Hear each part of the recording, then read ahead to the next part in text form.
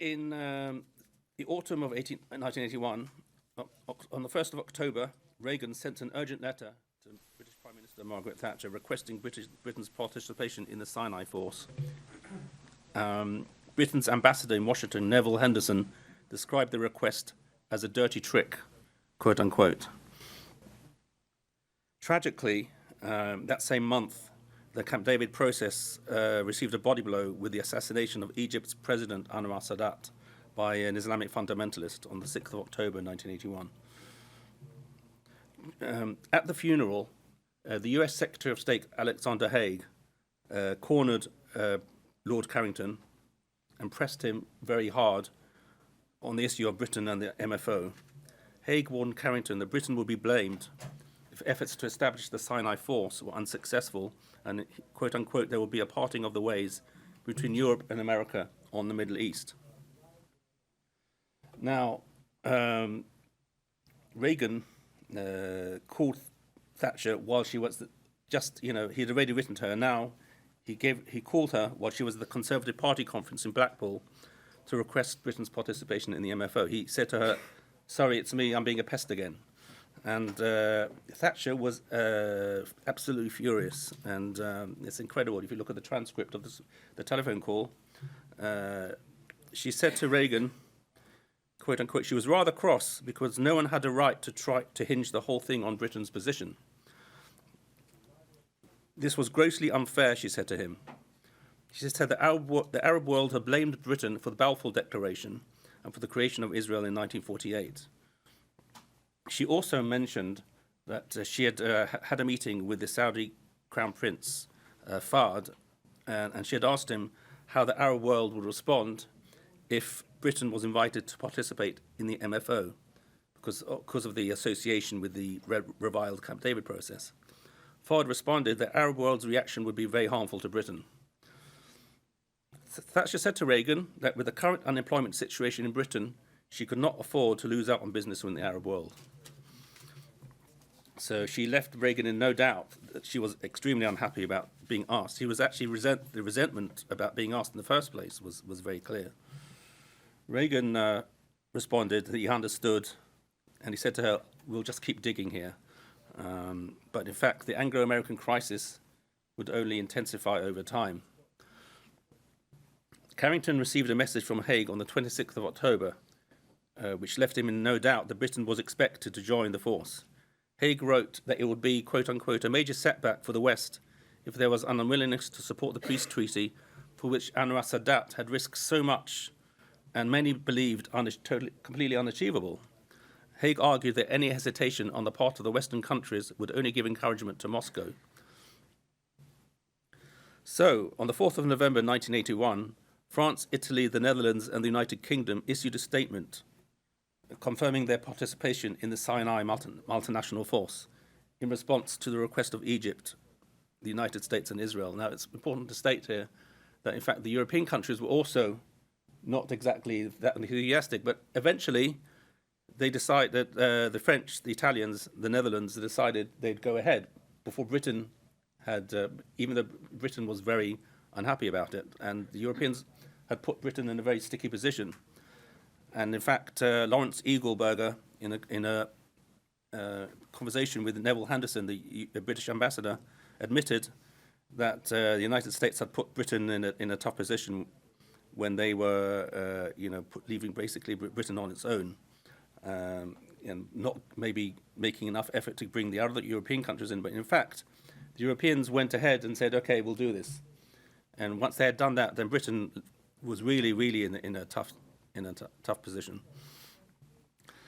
But eventually, a statement was made. But in fact, far from satisfying Washington, the statement actually made matters a lot worse, because the four countries had conditioned their participation in the Sinai Force on Israel making concessions.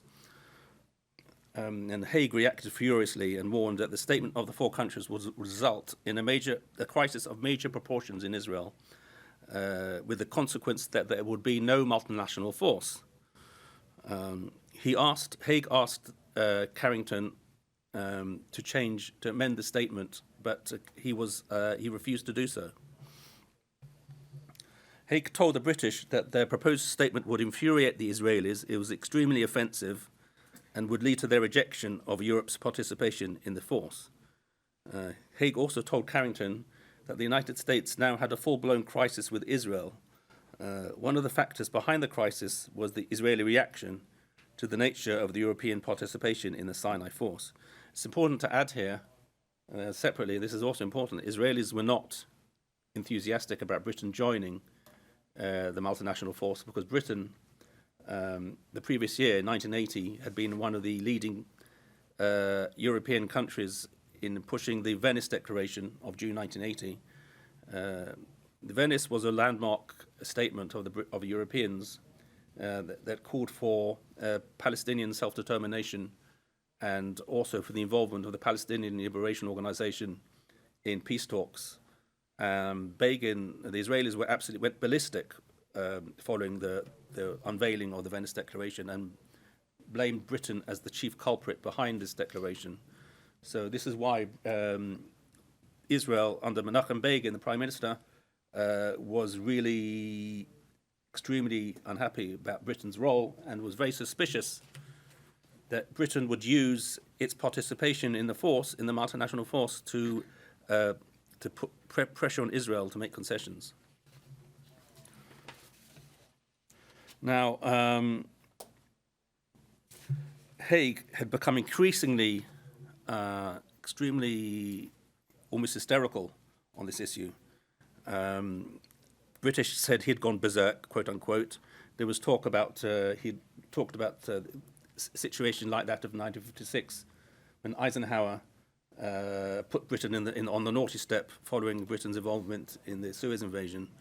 And there was talk about a new Suez. Thatcher said to Carrington in a phone conversation, "I'm really cross with Haig, Peter. I really am. They've got everything they want, and I think this is ridiculous. And I cannot understand what is happening over there. Haig must be in a terrible state." In spite of her anger with Haig, though, the Prime Minister said to Carrington it would be totally undignified to get involved in a personal row with the United States and certainly with Haig. Britain's ambassador Henderson said that Haig was clearly feeling the pressure from the Israelis, and he was increasingly erratic, but it would be better for Britain not to defuse the situation and not allow things to get out of hand. In the meantime, Israel's Prime Minister Menachem Begin told US Ambassador Samuel Lewis that he would be recommending to his cabinet the rejection of Europe's participation in the multinational force.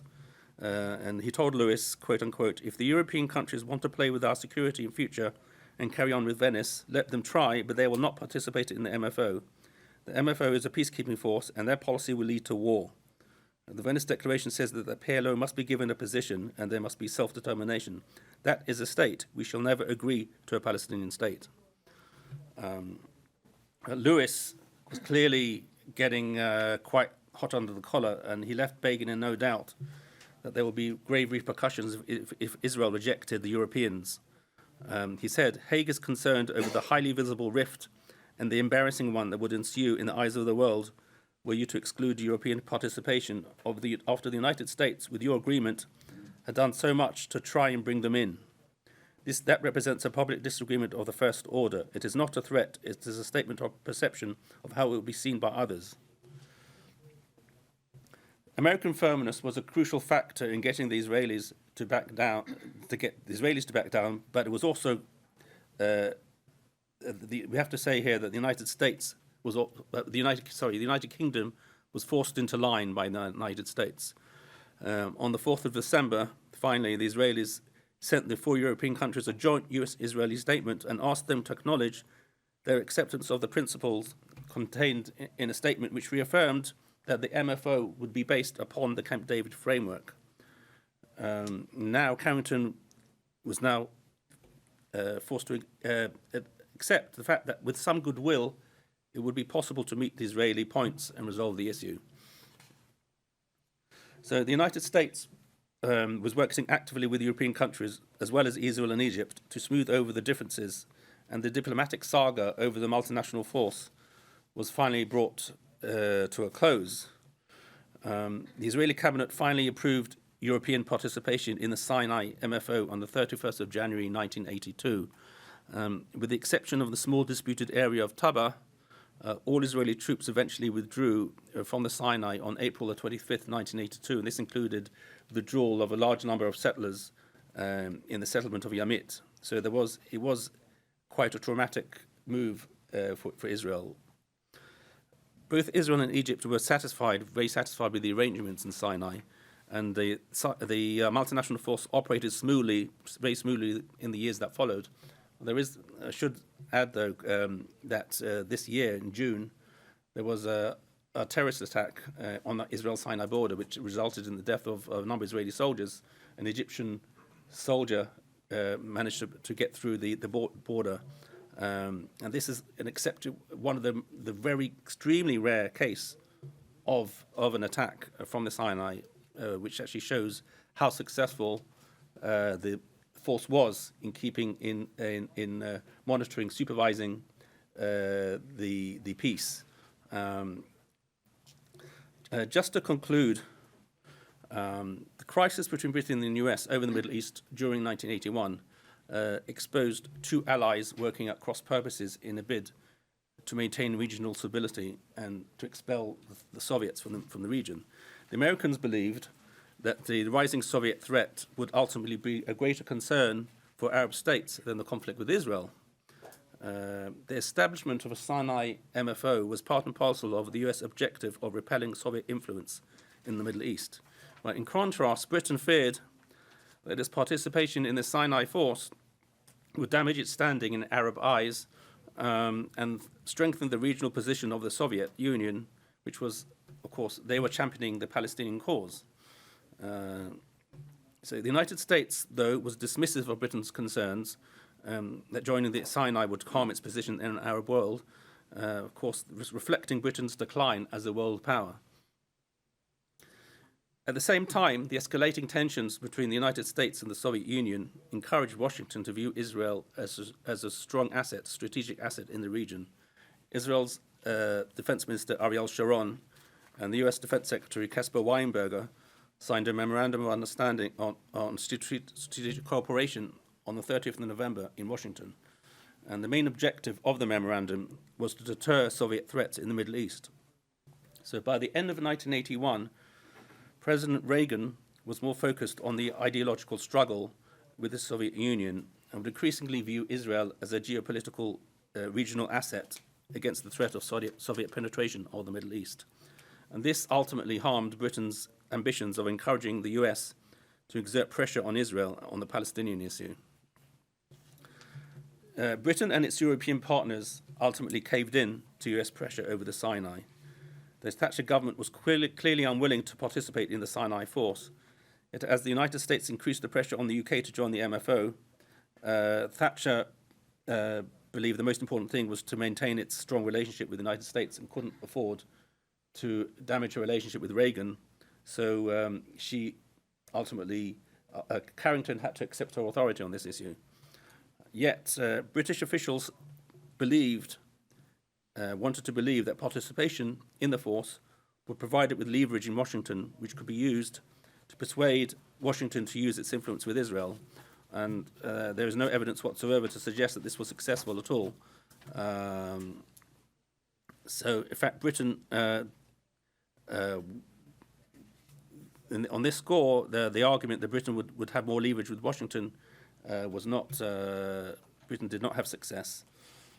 And in fact, although the crisis over the Sinai eventually dissipated by the end of 1981, it would be only a few months before a new crisis was to emerge following Israel's invasion of Lebanon in June 1982.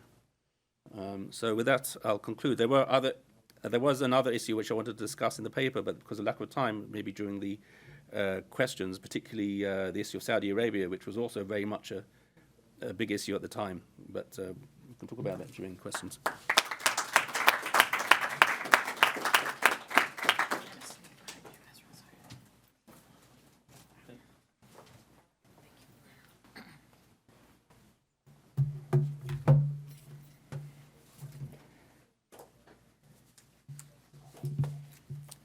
Thank you all for coming out today. My paper today considers the intersection of human rights politics, U.S. interventions in the Middle East, and does so by centering the Reagan intervention in Lebanon. So this is part of a budding realm of scholarship on human rights in the Reagan era. That scholarship has really well established the importance of Soviet Jewry, U.S. involvement in Latin America, minority rights, and the prioritization of political and civil rights. But also, many of the scholars working on this have noted that many of Reagan's human rights appointees later became architects of the war on terror, became essential figures within the Bush administration's conflict in the Middle East. And so it seems essential to me to look at Reagan's human rights politics, and especially the conflict in Lebanon, which was obviously one of the most intensive places that the administration engaged with.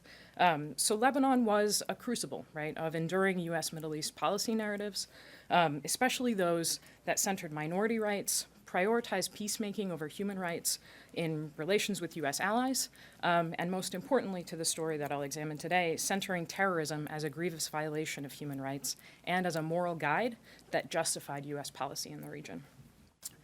So in Lebanon, it had been racked by civil war since 1975, and there was a sense, right, that human rights politics didn't neatly map onto what was going on there. The Lebanese government was not the force in power, and the groups that were in power were not governments that were, could be assessed in the way that the State Department Human Rights Office typically operated. It was the PLO, it was their Lebanese leftist allies, it was an assortment of right-wing Lebanese Christian militias. And of course, the Syrians who were in occupying force after 1976 and the Israelis who were in occupying force after 1978. So this messiness meant that the politics of human rights didn't neatly map on to what was going on in Lebanon. And both Carter and Reagan viewed Lebanon as a place where their real priorities in the Middle East could go wrong, right? Things could go haywire, but they didn't primarily, they didn't see a great amount of strategic interest in what was going on in Lebanon. And Reagan officials in particular saw it as a place where the Cold War could erupt, right? Especially because of the risk of conflict, hot war between Israel and Syria. So much of the public human rights stakes of the conflict were defined domestically, right, by lobbyists, by people who were seeking to craft narratives in Washington and in Congress about what was actually going on in Lebanon, right? It wasn't happening at the level of strategy, and it wasn't happening in the Human Rights Office. But it meant that these narratives sort of rushed to the fore when Reagan was forced to contend with Lebanon, as Azriel noted a moment ago, after the June 1982 invasion, Israeli invasion of Lebanon, I should say. The Israelis invaded to remove the PLO from their northern border, install a friendly government in Lebanon, and the United States, the Reagan administration, feared that their concern, right, that hot war between Israel and Syria might erupt, and so they moved quickly to become involved. They organized a multinational force that included U.S., French, Italian, and British troops to secure Beirut, which had been seized not in a way that was not supported by the United States, by the Israeli military. And the U.S. sought to pull Israel out of Beirut, right, prevent a hot war from emerging between Israel and Syria, and facilitate the election of a Western-friendly president in Lebanon.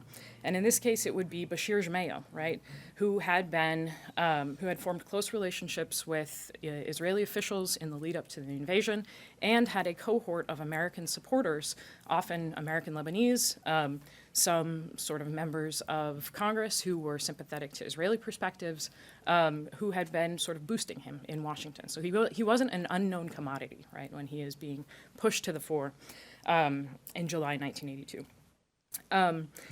The administration's approach to Lebanon gets really complicated at the end of the summer when initially their effort to remove the PLO goes very well. The United States withdraws the multinational force early, but then days later, President-elect Bashir Gemayel was assassinated, and his militiamen commit a massacre, right? They massacre approximately 1,500 Palestinians at refugee camps in Beirut, And these are people that the United States had been ostensibly supporting, right? So this adds deep complication to the moral stakes of how the United States had been engaging with Lebanon. George Shultz is aghast, Reagan is aghast. The U.S. immediately redeploys the Marines to Beirut.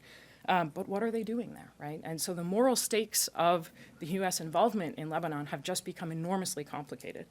And the U.S. spends a year and a half trying to figure out a new moral claim, right? They seek to implement a bilateral peace agreement, what becomes the May 17th agreement, replicating Camp David, providing some moral clarity to what the U.S. was doing in Lebanon. The May 17th agreement falls apart, right? So the Reagan administration is not able to come up with a sort of comprehensive peace that justifies and restores moral claims to what's going on in Lebanon, to what the U.S. involvement and the stakes there are. And so it is only actually after tragedy, right, after the Marine barracks bombing in October 1983, in which 241 Marines were killed, that moral clarity returns, right, to the U.S. involvement in Lebanon. And I argue that it is that incident, right, which sort of wipes clean the slate of the complicated problems that Lebanon presented to the administration and provides moral clarity to what Lebanon meant. And you'll see this in Reagan's speeches. And it also, the administration did not want to leave right after the Marine barracks bombing. They were forced to leave by Congress. And that also provides a sense of moral clarity, right? The failures of Lebanon, what Lebanon becomes in the U.S. relationship with Lebanon as it disintegrates at the end of the 1980s, is not the fault of the Reagan administration. It's not the fault of Reagan policy. It's the fault of a Congress that was unwilling to maintain resolve in the face of terrorism, right? And so that's sort of the human rights arc that I see taking shape.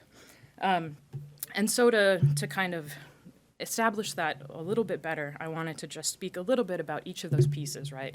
How that human rights narrative was developed by lobbyists and Lebanese Americans, and then a little bit about the May 17th agreement, and then finally Reagan's response to being forced to withdraw the Marines in 1984. So first, right, the appeal that a lot of Lebanese Americans are making in the late 1970s is directly connected with Falange political figures in Lebanon, right? So this is a coordinated political campaign. You have a really important figure in the history of human rights. Charles Malik was a prominent U.S. diplomat. He was a Lebanese ambassador to the United States, and he had long cultivated ties in sort of U.S. policy circles. He is an advisor to Bashir Gemayel, right, this Falange militia leader in Lebanon. He's traveling to Washington frequently, forming political connections, and he basically helps provide a strong impetus to create a congressional lobby. And this congressional lobby is going to congressional leaders, it's going to some of his allies, who will later join the Republican Party, or the Reagan administration, I should say. And they're making the case that what's going on in Lebanon isn't what's being reported in the news. In fact, it's a genocide against Christians, and that the United States needs to support a vision of Lebanon that involves backing Bashir Gemayel, who at the time, by the Carter administration, was considered a radical. He was Bob Woodward called him a baby-faced, ruthless killer. He was brutal. He assassinated his enemies. And the Carter administration looks at his rhetoric against the Palestinians who are in Lebanon. The PLO had been based in Lebanon since 1970, but Palestinian refugees had been in Lebanon since 1948. He sees the narrative that this guy is building up domestically in Lebanese politics as dangerous, a risk for U.S. policymaking, and a risk for essentially not the type of human rights vision that the Carter administration wants to be supporting. So these kind of advocates are trying to go around the Carter administration, and they think that their ship has come in when Reagan is elected. They're not quite right. Reagan officials are subject to the same sorts of concerns about working with Arab allies, not wanting to support somebody who seems to be using really hostile language.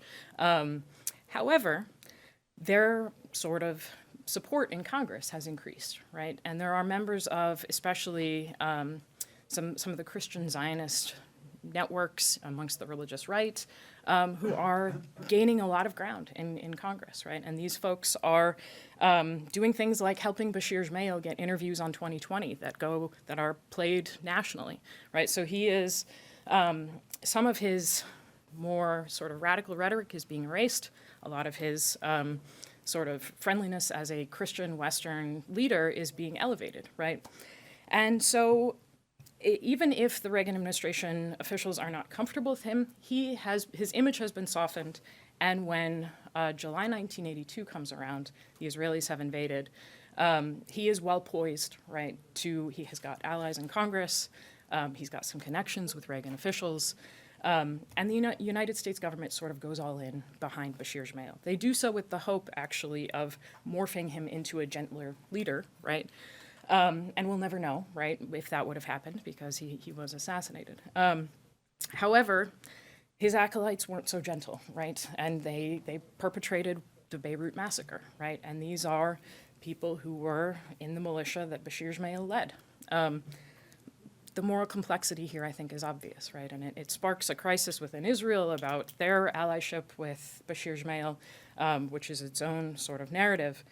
But for the United States, it just simply prompts a sense of not feeling like there's moral clarity to what the U.S. is doing. And in the aftermath of Bashir Gemayel's assassination, his brother Amin, who was kind of the milquetoast, not very charismatic, less associated with anti-Palestinian rhetoric, which is important after your militia just committed a massacre against Palestinians. He is sort of put forth as the compromise candidate, but he has no domestic support in Lebanon. And so he's highly reliant on the United States. And so the U.S., they're sort of arguing between the embassy in Beirut and George Shultz in state about what do they want Amin Gemayel to do. The embassy in Beirut is saying you need to negotiate with other Lebanese parties, try to end the war. George Shultz is saying, no, you need to sign a peace agreement with Israel, right? And so he's getting sort of pulled in these two directions. He has no domestic support to speak of. He signs the peace agreement, the May 17th agreement, but that agreement was contingent on both Syrian and Israeli withdrawal from Lebanon. They don't do so, right? Israel doesn't fully withdraw until the year 2000, Syria not until 2004. And the agreement falls apart, right? So this hope that Shultz in particular had to install moral clarity to the U.S. involvement in Lebanon sort of falls apart, right? And then sort of tragedy and moral clarity are restored in 1983, right? With first, in April, there's an attack on the U.S. Embassy. And then, of course, in October, a suicide attack on the Marine Barracks bombing. And in the aftermath of this bombing, right, Reagan sort of embraces the moral clarity of the moment, right? The U.S. Marines were peacemakers. They were in Lebanon to protect Lebanese human rights. The attackers were terrorists who sought to prevent the Lebanese from, quote, determining their own destiny, right? This is from his speech that he gives right after the bombing. And so in his view, a continued U.S. presence in Lebanon was a requirement for the defense of freedom and political rights of the Lebanese to determine their own freedom, and for Americans who should not be swayed by acts of terrorism, right? There's a moral vision sort of present now, again. But in Congress, people disagreed, right? Instead, they questioned the purpose of the U.S. role in Lebanon and sought to scale back the U.S. commitment. Essentially, they were wary of another Vietnam, right?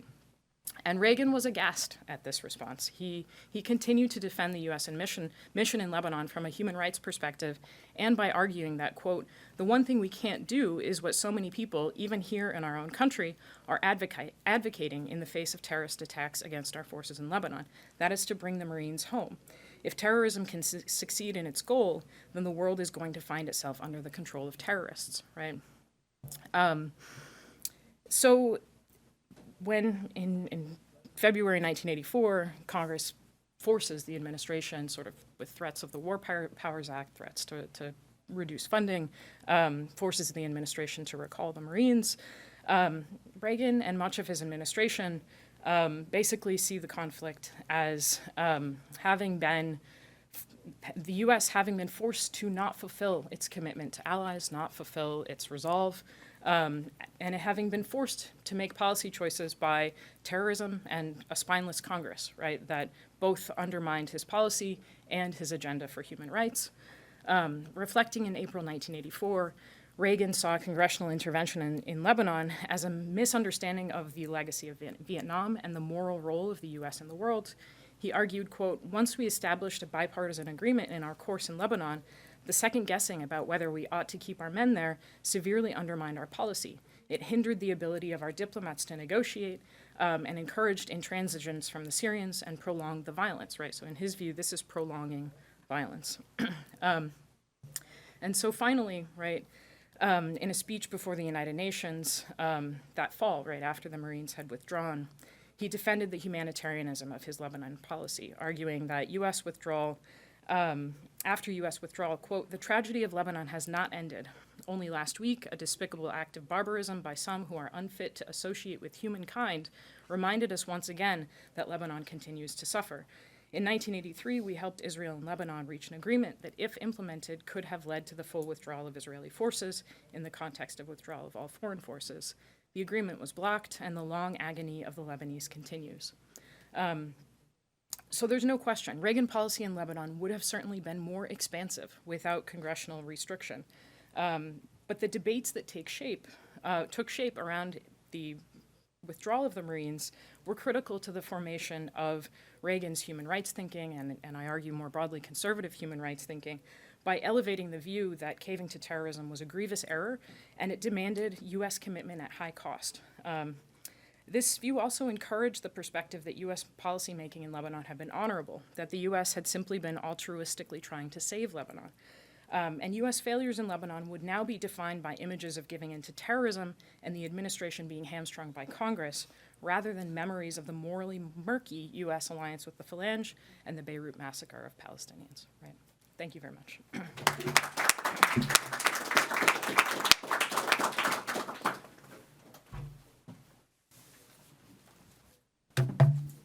Hello, good morning, everyone. Thank you to my fellow panelists for being here. Thank you for Dr. Hahn for chairing this wonderful panel for us. So my talk is going to be on the Camp David Accords, the transition between Carter and Reagan, and how that peace agreement was implemented differently by both administrations. So, to begin, the Camp David Accords resulted in the first peace agreement between Israel and any of its Arab neighbors. Scholars have explored this peace using many approaches, yet few examinations of the Camp David Accords have tackled the economic incentive that peace promised for the two powers, or the economic cost for the United States. My work shines a light on the economic components of the Camp David Accords, examining their beginnings under Jimmy Carter, their implementation under Ronald Reagan, and their outcomes for U.S. foreign policy. I argue that the Carter administration sought to use economic incentives to bring both Egypt and Israel to the negotiating table. For every proposal in the Camp David Accords, the Carter administration was able and willing to offer a trade agreement, military aid package, oil shipment, or development grant to ensure implementation.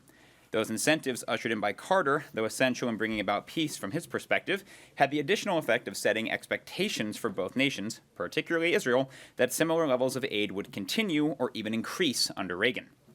Members of Reagan's policymaking team, however, balked at what they saw as an ever-increasing Israeli demand for American military hardware, especially when combined with unilateral Israeli action that threatened Reagan's Middle East policies. I begin by tracing the path of Carter's Camp David diplomacy, highlighting the economic promises his administration made. I then turn to the transition between Carter and Reagan's administrations, looking at how Reagan's challenges to Carter's aid regime faltered as his first administration progressed. So soon after taking office, President Carter, his National Security Advisor Zbigniew Brzezinski, and Secretary of State Cyrus Vance decided that it was time to lead a new Middle East peace initiative.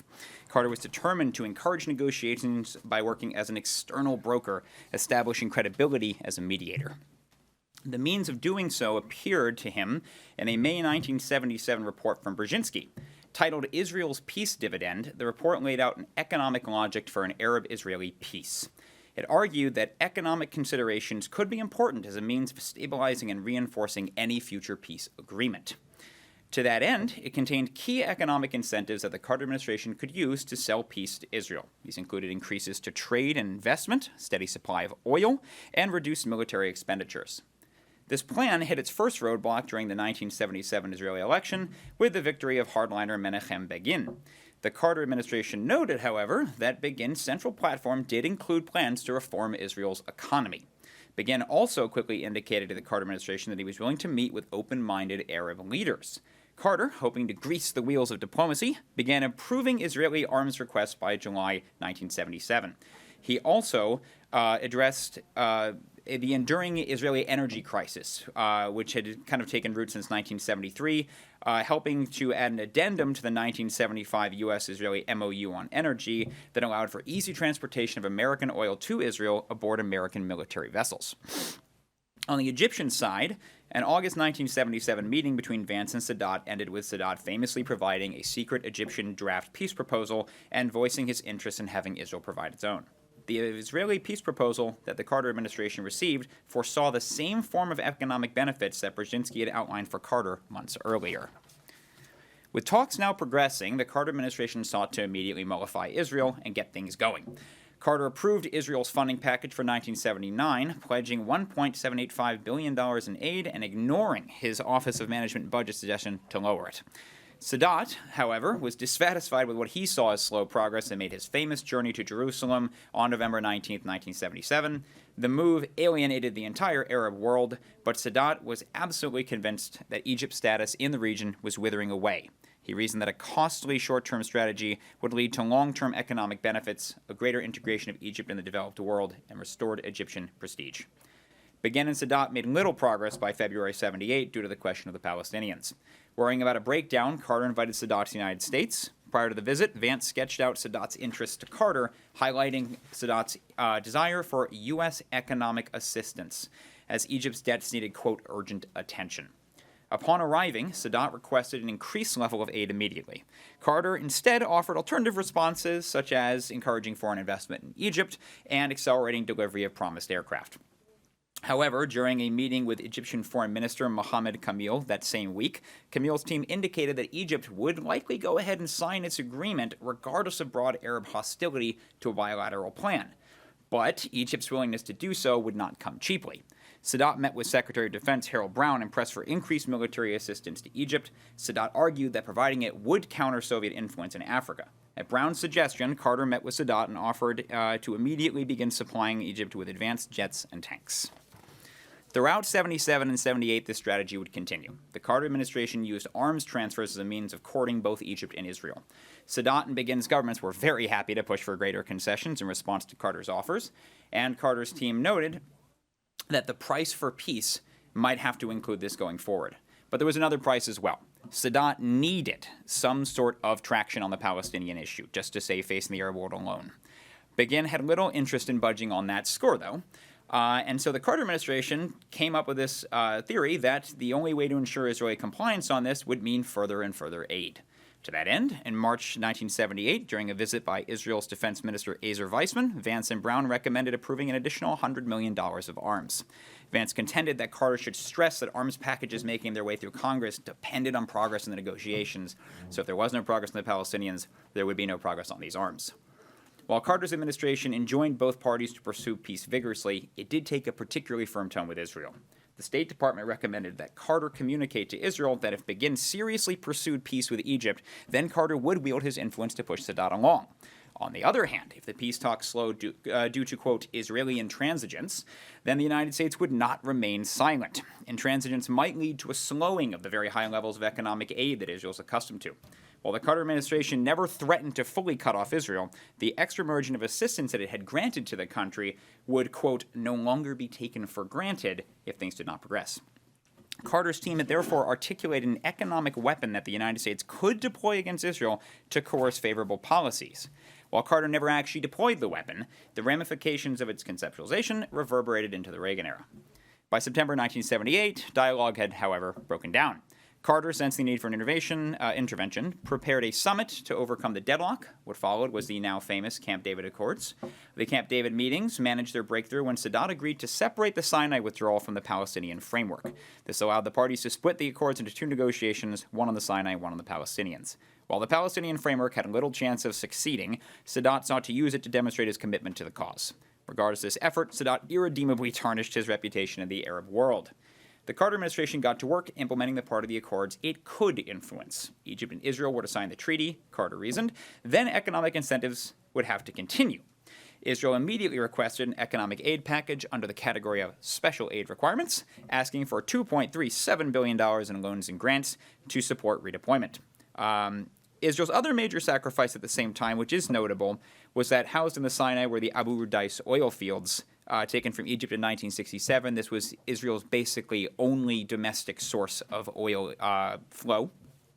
Carter's team understood that the lack of oil would be a problem, and so they attempted to smooth over this issue by making a renewed commitment to provide oil.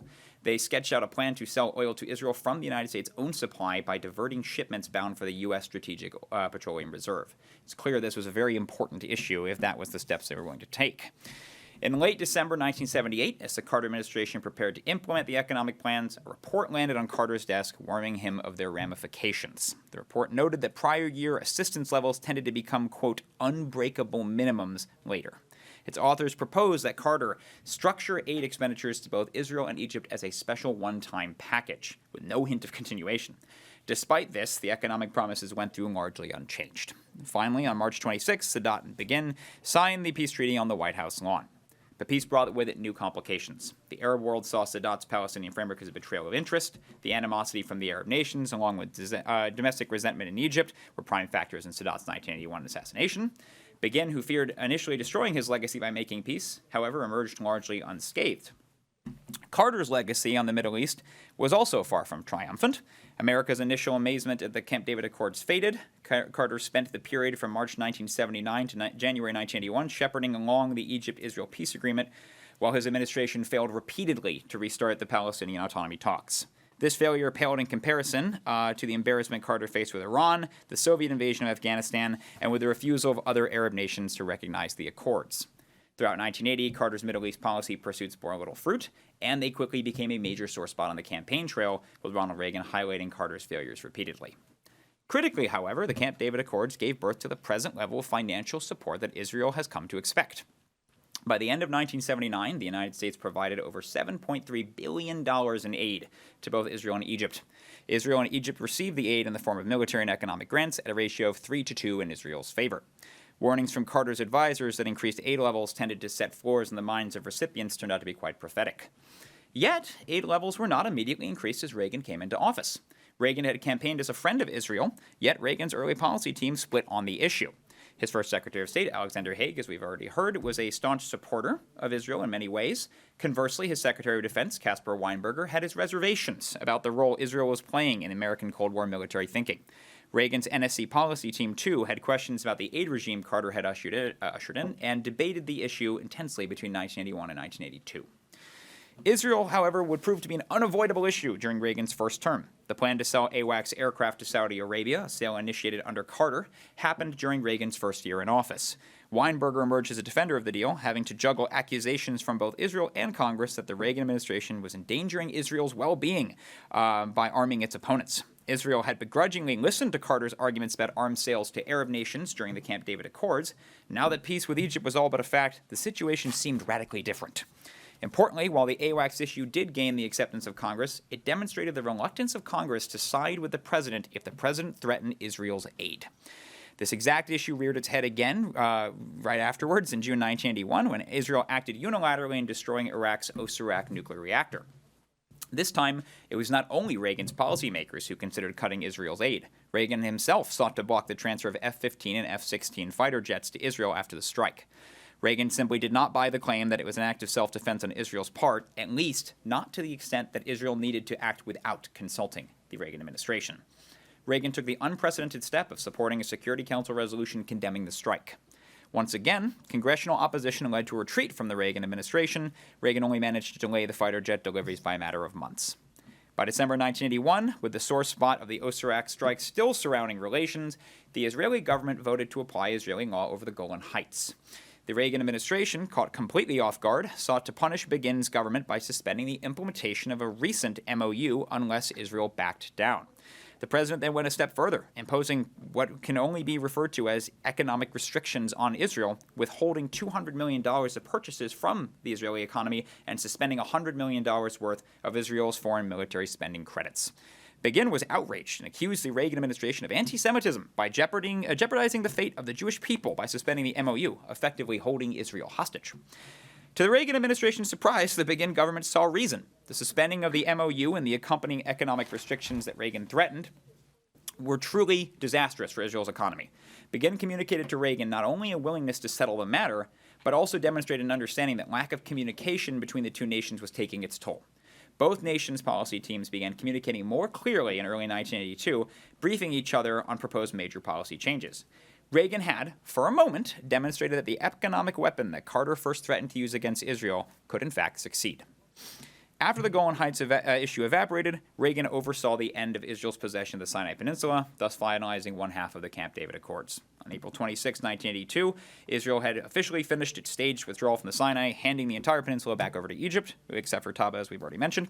The entire withdrawal cost Israel around $4.8 billion. The United States, however, footed the bill for $2.4 billion as a loan to cover a substantial portion of the costs, as well as an additional $800 million to allow Israel to construct 2 new air bases in the place of ones it had dismantled. Reagan's policy team worked tirelessly from 1981 to 1982 to keep the deal on track, honoring the American role in the peace process. Relations were then in an okay spot. Israel had concluded peace with one of its neighbors. Reagan's administration had found opportunities to stress the reluctance of the United States to blindly offer economic aid to the country, and showed a willingness, both governments had, to form a more cordial, if not friendly, means of continuing to communicate. Sadly, the situation changed rather abruptly in June 1982 with Israel's invasion of Lebanon. The invasion, intent on rooting out the PLO from the war-torn nation, has led to countless debates in the historiography as to the Reagan administration's role in Israel's willingness to launch it. Regardless of whether or not they greenlit the invasion, Reagan did try, once again, after Israel's invasion, to make Israel's withdrawal from Lebanon a condition for further American military transfers of jets and tanks. Unlike with the Golan Heights issue, however, he lacked the means, either legally or rhetorically, to do so. Congress simply would not go along with him. Similarly, changing Begin's mind on Israeli sovereignty over a contested area was far simpler than changing his mind over an invasion that Israel had planned for years. Between Israeli successes on the battlefield in the early stages of the conflict and congressional support for the Jewish nation, the initial delays in American deliveries that Reagan once again tried to implement melted away in a matter of months. Following the invasion, Reagan and his policymakers found few opportunities to challenge the aid regime again. Furthermore, Reagan's later policy initiatives mostly meant that he had little reason to do so. The Lebanon War initially enjoyed widespread approval amongst Congress and the American people. The ousting of Haig in 1982 and the arrival of George Shultz, interestingly, also helped to mend the rift between the two nations. Shultz quickly became convinced of the necessity of a strong relationship between Israel and the United States and spent 1983 ushering along an endless stream of weapon and aid packages. Reagan also approved increased military aid budgets for Israel in funding year 1983 and fiscal year 1984, both at Shultz's suggestion. At this time, as we've already heard from one of my fellow panelists, the question of Israel becoming a strategic asset simply had taken hold in the Reagan administration and became a difficult concept to dislodge. So from the beginning of Carter's first administration, to summarize, to the end of Reagan's first, Israel's position in the Middle East changed as Iran disintegrated and a more belligerent Soviet Union reared its head. Importantly, it became clear to both Congress and the American people that there was simply a significant level of economic aid that the United States had committed to Israel, and it was going to continue. It had been internalized as part of the relationship between the two nations, especially with Israel emerging as a strategic asset. The American government could use economic aid to punish the other nations in the Middle East, and did so during this time. But concerning Israel, the United States would have to find other means of persuading diplomatic compliance. The choices Carter made that led to our present reality were based on great optimism and hope for the future. The Carter administration did not foresee itself as committing in perpetuity to a one-sided aid regime between Israel, the United States, and Egypt. It saw the opportunity for peace on the horizon and a series of economic steps it could take to achieve it. While Reagan and his policymakers first balked at that concept, it gradually came around to accepting them as events unfolded throughout Reagan's first administration that demonstrated the importance of Israel's role in the Middle East. American anger at unilateral Israeli action paled in comparison to fears of Arab terror, Soviet expansion, and a Middle East devoid of American influence. Israel, for its part, mostly stopped protesting the Reagan administration's sale of weapons to moderate Arab nations, and of course took part in Reagan's more radical adventures like the Iran-Contra affair. Reagan's brief flirtation with utilizing economic aid as a weapon, as Carter had considered before him, ended in 1982. This pursuit of a stauncher policy towards Israeli adventurism was quickly forgotten in the wake of an ever-improving relationship between the United States and Israel by the end of Reagan's presidency. It briefly reared its head again during Bush's presidency, Daddy Bush, that is, with, again, minimal results. Camp David was not purely an economic agreement, and I want to stress that. Neither Egypt nor Israel made peace for money or arms alone. Yet the role of the economic angle of the Accords and their ramifications for Carter, Reagan, Israel, and Egypt cannot be ignored. Thank you very much.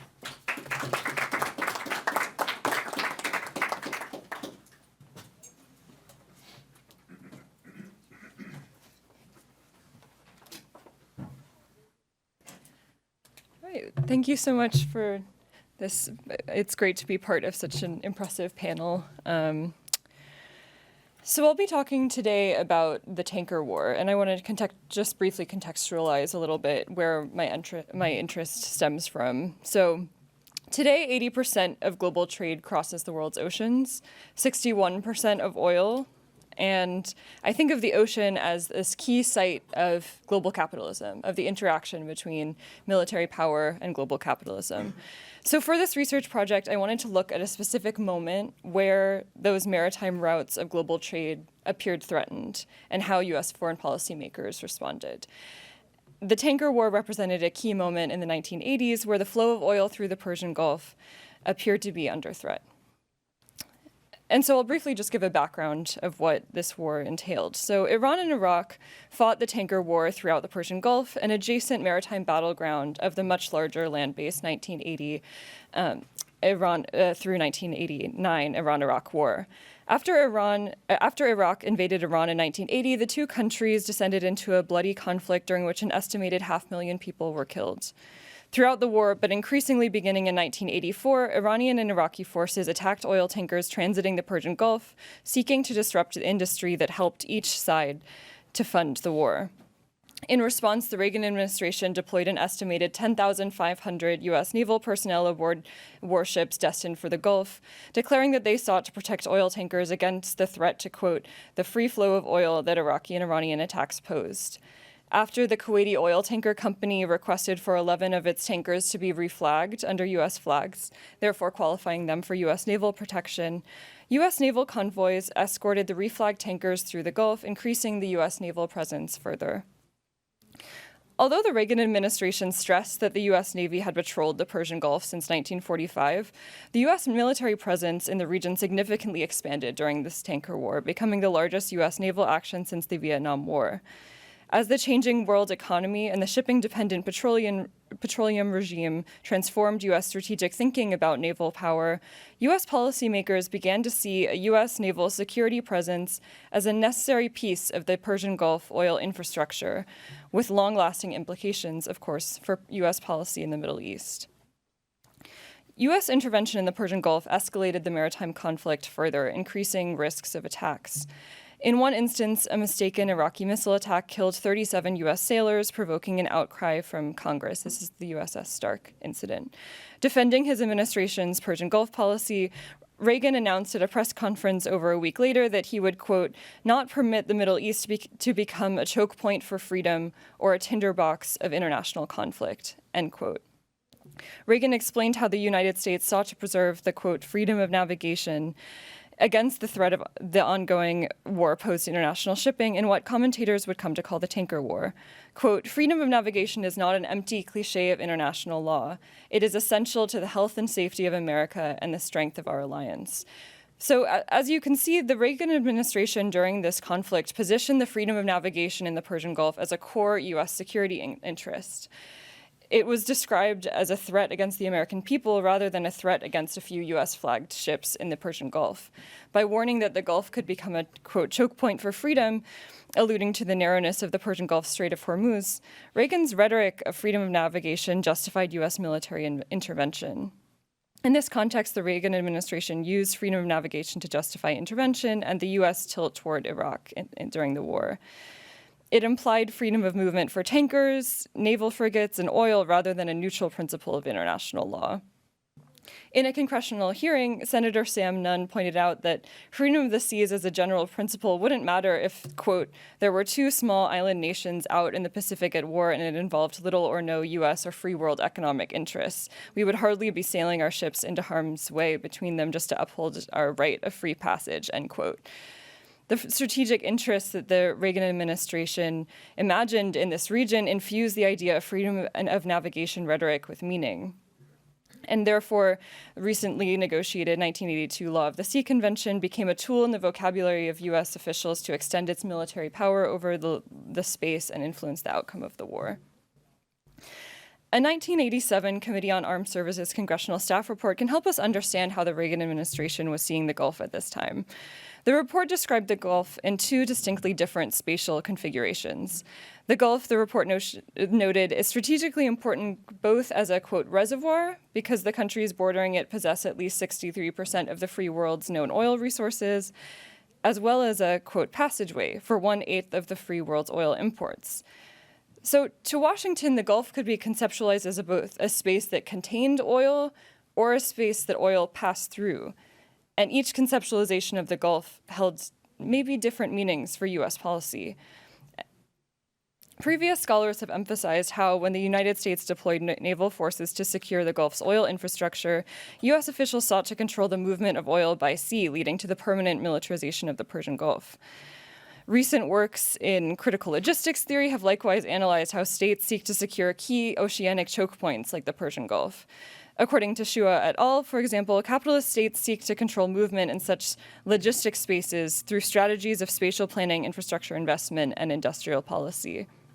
The U.S. and countries that relied on Persian Gulf oil, although the U.S. got very little oil from the Persian Gulf at this time, primarily, and so the countries that did rely on Persian Gulf oil, which were primarily Western European countries and Japan, viewed the Persian Gulf as a logistics space where unimpeded movement of commodities was central to the survival of global capitalism.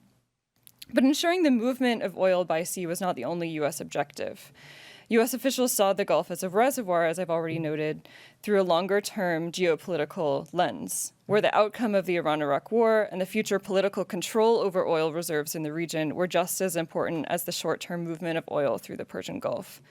U.S. officials feared Iranian victory during the Iran-Iraq War and specifically made several descriptions of nightmare scenarios in which Iran would gain control over all Persian Gulf oil. They also feared that the Soviet Union would expand its naval power across the Gulf, fears the Kuwaiti oil tanker company officials were able to exploit when they pulled the U.S. into a reflagging scheme. And so this is kind of a bizarre incident in U.S. foreign policy, which I'll describe briefly. But in 1987, officials from the state-owned Kuwaiti oil tanker company, KOTC, sent a request to the United States government to reflag Kuwaiti oil tankers under U.S. flags, which would qualify them for U.S. naval convoy protection. Kuwait was a key ally and supplier to Iraq during the war, it's important to note.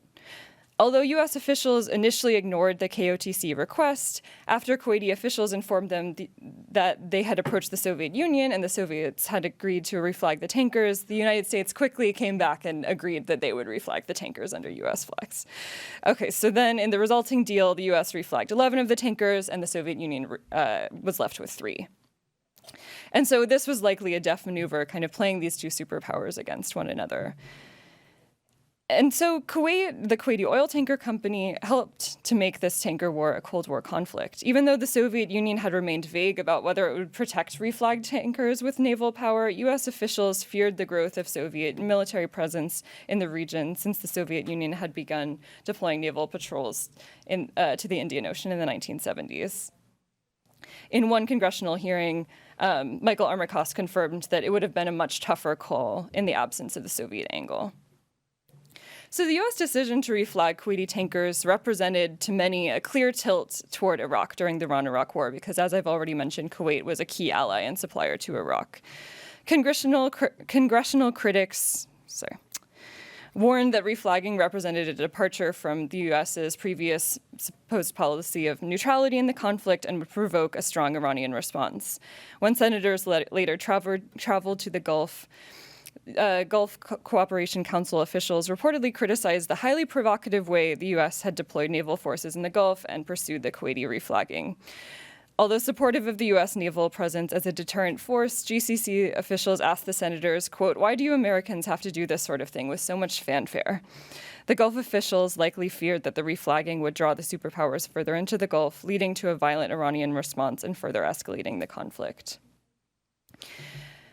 I'll just skip ahead since I know we should be mindful of time. Initially, the U.S. naval forces deployed to the Gulf only protected U.S.-flagged vessels, narrowing the U.S. role in securing freedom of navigation significantly. However, after several battles in April 1988 between U.S. and Iranian forces, the U.S. Navy changed the rules of engagement to include neutral non-U.S. flagships being attacked by Iran. Protecting non-U.S. ships implied that the U.S. also supported freedom of navigation for non-U.S. vessels. So less than a year after the U.S. Navy had begun convoying Kuwaiti reflagged oil tankers, it had dramatically expanded its rules of engagement and military role in the Gulf. In addition to preserving the so-called freedom of navigation and stymieing Iran and the Soviet Union's perceived power ambitions, Secretary of Defense Weinberger offered a fourth rationale to justify this dramatic U.S. military expansion into the Persian Gulf. Quote, "The fundamental issue is leadership," he said in a hearing before the House Armed Services Committee on June 9, 1987. Quote, "The leadership of the free world to resist the forces of anarchy and tyranny." This fourth reason emphasized how U.S. projection of power over the Gulf represented an increasingly critical role for the U.S. to assume as the, quote, "leader of the free world." Weinberger's vision of U.S. leadership, it's important to note, was specifically a unilateral military vision rather than an international one. Although U.S. officials stated they were willing to consider a multilateral naval force when the United Nations raised the idea in early 1988, they didn't support a UN force replacing U.S. and U.S.-aligned forces. As an analyst noted in 1987, quote, "What the Reagan administration wants to do is reflag the Gulf itself, using the U.S. Navy's protective service to draw the Arab states there into open and explicit military alliances with Washington against Tehran and Moscow. Reflagging expanded U.S. sovereignty over the 11 Kuwaiti oil tankers, but by extension, U.S. sovereignty over the Persian Gulf." So in conclusion, I think that this case study illustrates four important dimensions of U.S. foreign policy that I want to draw out. And the first is this element in which U.S. foreign policymakers saw the Persian Gulf as both a reservoir for the world's oil and a passageway for oil tankers. In the short term, largely due to the interests of Iran, the U.S., and the shipping industry in keeping oil tankers circulating, the actual disruption that the war had to the world's oil market and the effect on the Gulf as a global passageway was pretty limited. The world oil prices, in what I could see, weren't really affected that much by the tanker war. So in the long term, it was really more about solidifying political control over the management of the oil, which factored larger in Washington's decision to reflag the Kuwaiti tankers, rather than preserving this short-term flow of oil through the Gulf. The second that I wanted to highlight is this role of a state-owned oil company. Kuwaiti officials from KOTC represented the interests of this state-owned oil corporation, pulling the U.S. further into the conflict by requesting assistance from the U.S., and then, in addition, the Soviet Union. And so we can really see the influence of this specific corporate actor in U.S. foreign policy at the time. The third dynamic, of course, is this interesting question about sovereignty and security guarantees, how Kuwaiti oil tankers could reflag under U.S. flags, qualifying for U.S. naval protection, but also U.S. oil companies reflagged their ships under Bermudan flags to qualify for UK naval protection. So there are a lot of interesting dynamics here when we think about how increasing reflagging practices in the mid-20th century shaped different security regimes in these conflicts. And then the last dynamic that I want to highlight is the rhetorical usage of freedom of the seas, a tenet of liberal internationalism since early in the 20th century. And this usage of kind of what seemingly was a neutral principle in international law was used to justify U.S. intervention. The Reagan administration deployed freedom of the seas to prevent Iran or the Soviet Union from increasing their influence over the West oil reserves. And during the tanker war, the U.S. Navy positioned itself as policeman of the commons and defender of the global circulation of commodities, employing the vocabulary of freedom to maintain the flow of oil and influence the outcome of the war on land. Thank you.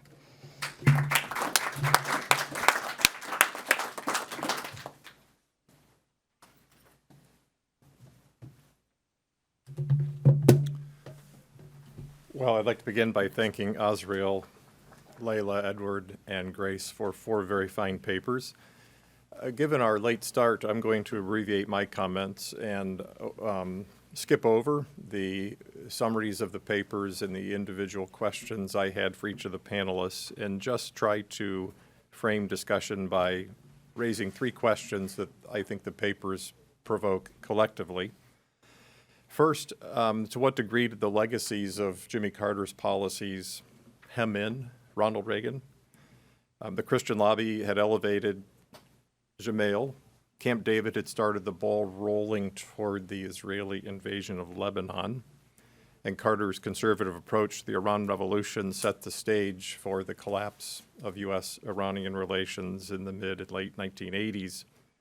Did Ronald Reagan have a chance to succeed, or was he handicapped by his predecessor, or at least by the international conditions that awaited him at his inauguration?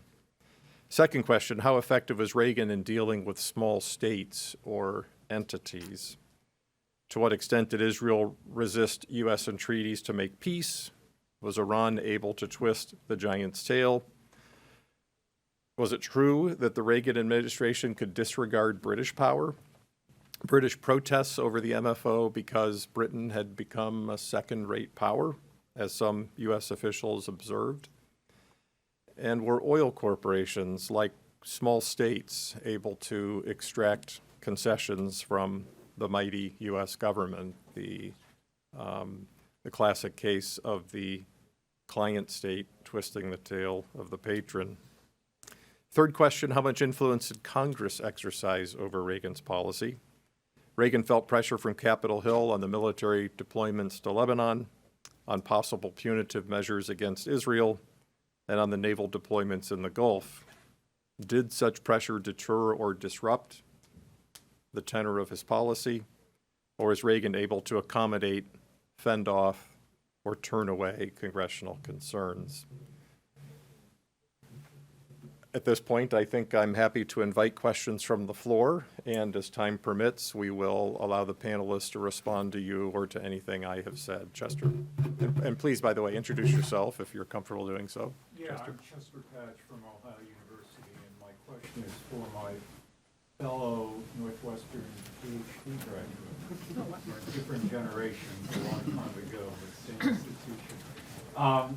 I found very persuasive your discussion of Ronald Reagan's thought about peacemakers representing kind of clear moral vision and moral clarity. But you alluded in your final comment to the kind of moral complexity of the situation. I wonder if you could say a little bit more about how Reagan may have misconstrued or misrepresented as having a kind of moral clarity, actually a very complex situation.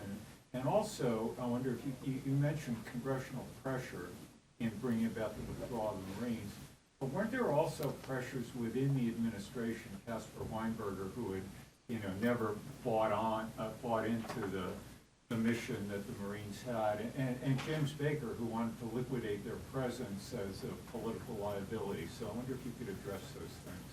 Sure, right. So certainly I've had to cut out an enormous amount to try to make something coherent in 15 minutes. But in terms of the moral complexities, Lebanon was deeply, deeply complex, right? It was a civil conflict. It featured, I mentioned Syrians and Israelis, but of course there are Iranians, there are Iraqis, there are basically every single problem that the Middle East faces is in some way sort of intermingled with what's going on in Lebanon. U.S. sort of Lebanon desk and Middle East desk individuals were very resistant to simplified narratives of what was going on in Lebanon, which is why the Lebanese Christian lobby dodged them and went to make their case to Congress, right?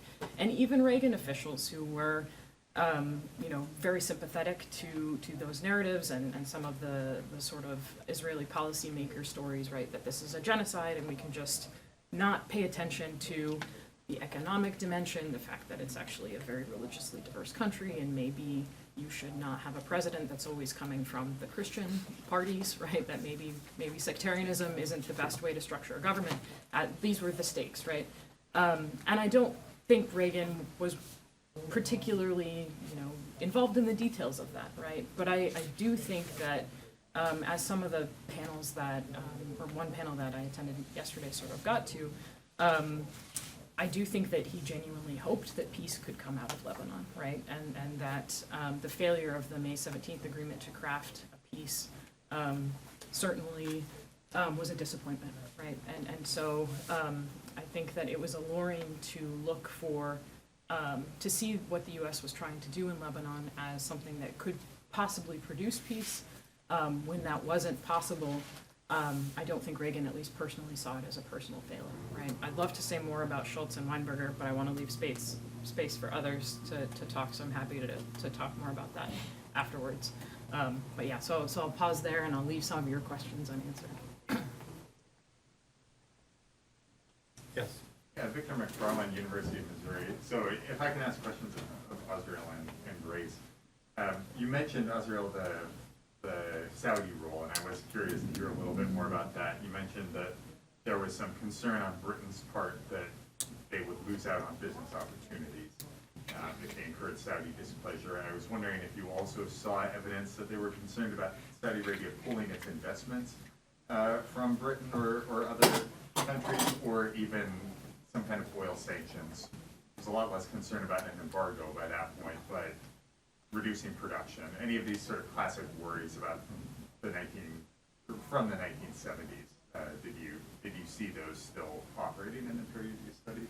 And Grace, I was curious to hear a little bit more about, did you see evidence that the tanker war affected the way that the U.S. Navy planned for future conflicts, given that they had spent the last few years gearing up for sort of classic Cold War scenarios, 600-ship Navy fighting a big Soviet Navy, and then they end up fighting little Iranian motorboats and dealing with mines and this very asymmetric sort of warfare. Did that experience lead any of the Reagan planners by the end of the 80s to be rethinking what their spending priorities should be, and investing more in minesweepers or something other than fighting Soviet guided missiles? Thank you very much for the question. It's an important question, so I appreciate it. Britain, this paper is part of an article which I hope to be published in the coming months, and in the paper, British diplomats, you see their meetings with various Arab countries and the warnings about how this would damage not just Britain's trade relations with Saudi Arabia, but other Arab countries as well. But of course, Saudi Arabia was exceptionally important for Britain, and there was grave concern. And one of the things that is striking is that the United States belittled these concerns and said that this won't happen. The Arab countries will not. It's all noise, but in the end of the day, they won't. It's not going to cause a problem. But this was. We have to remember, 1981 was a time domestically, and Thatcher was facing huge problems in Britain, in unemployment, and she was terribly worried that there would be a huge backlash. But it's also important, we're talking about Saudi Arabia. Saudi Arabia looms very large in this particular year, because that same year, as has been mentioned, I think Edward, you mentioned it, the sale of the United States wanted to sell AWACS to Saudi Arabia, and Thatcher actually encouraged Americans to sell the system to the Saudis, saying it's very important. You need to. She sort of encouraged Reagan. And also in August of '81, Crown Prince Fahd unveiled a peace initiative, which was actually historic because it called. There was an 8-point plan, which included the 7th point of the plan called for the implicit recognition of Israel, all states in the region to live in peace. The United States, interestingly, at the beginning was actually very encouraging. Was actually saw this as a big move, and Reagan himself said the Saudis they're talking about peace, not about jihad, and Britain was particularly encouraging was giving us encouragement. But Israel was furious about the Saudi plan as a ruse to destroy Israel, because the Saudis were also calling for a Palestinian state and East Jerusalem as the capital of such a state. So Saudi Arabia was seen both by the Americans and also the British as a positive force, things were, and saw this statement as a positive sign that maybe the Saudis were moderating. And so Britain wanted to strengthen its ties with the Saudis. The Americans also wanted to strengthen the relations with the Saudis, which caused was a major element of the crisis that developed with Israel during this period. So just to sum up, Britain was worried, was concerned about its ties with the Saudis, and was worried that joining the Sinai Force would harm its relations, would damage it economically, and that there would be a backlash because it was seen as siding with supporting the Camp David Accords. But in truth, I think these fears were maybe exaggerated. So thank you for your question. I was expecting more of an oil question from you, but I confine myself to one oil and Saudi Arabia. yeah, right. Which, yeah, you know much more than I do. So, in terms of how the Tanker War affected U.S. Navy planning, I mean, it was definitely, from my understanding, enormously embarrassing when the first U.S. naval convoy that was sent into the Persian Gulf was hit by a mine. Like, it was extremely embarrassing, and I think that there was a lot of kind of research into that. But in general, how that changed kind of broader discussions about about U.S. naval funding and shipping. Yeah, I'm not exactly sure. I'd have to look more into that. I think one thing I did want to highlight in this paper that I think is interesting is how this conflict overall just increased U.S. presence in the Gulf, and that they didn't really leave, for the next several decades. So I think this, and it wasn't just in the Persian Gulf and surrounding areas, but also in places, in the Western Indian Ocean. So I think I'm not exactly sure technologically what changes were made, but I think geographically and spatially, I think we see an significantly increased U.S. presence. Yeah.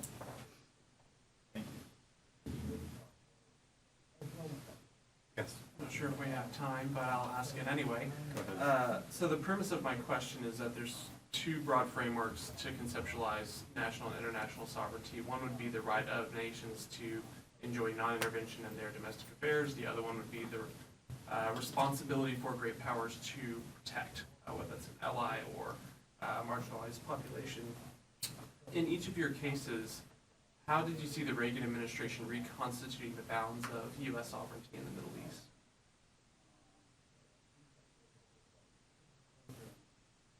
I'd like to start.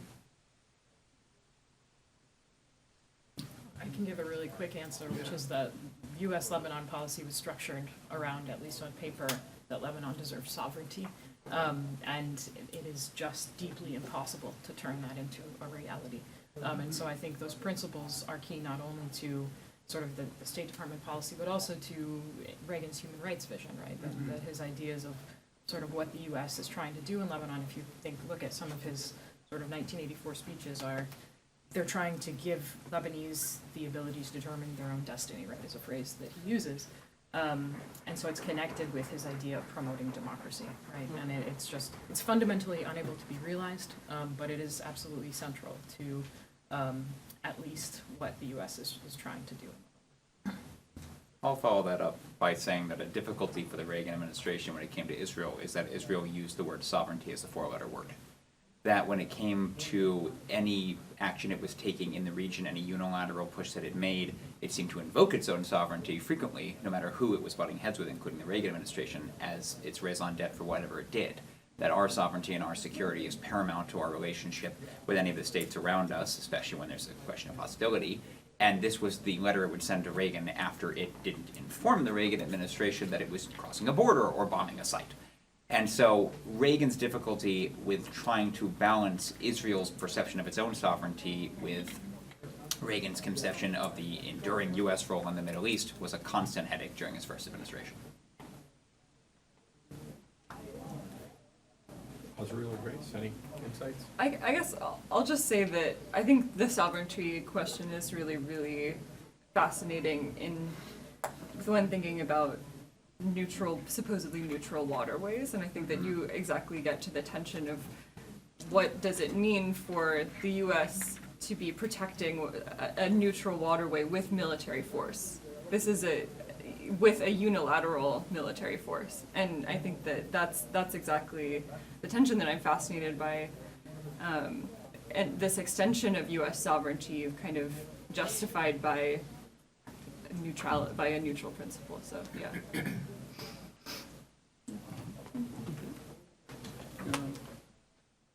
Passing is okay. Yeah, that's all right, that's right.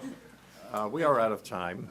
I would like to thank all of you for your interest in the session this morning, and I invite you to join me in recognizing our panelists.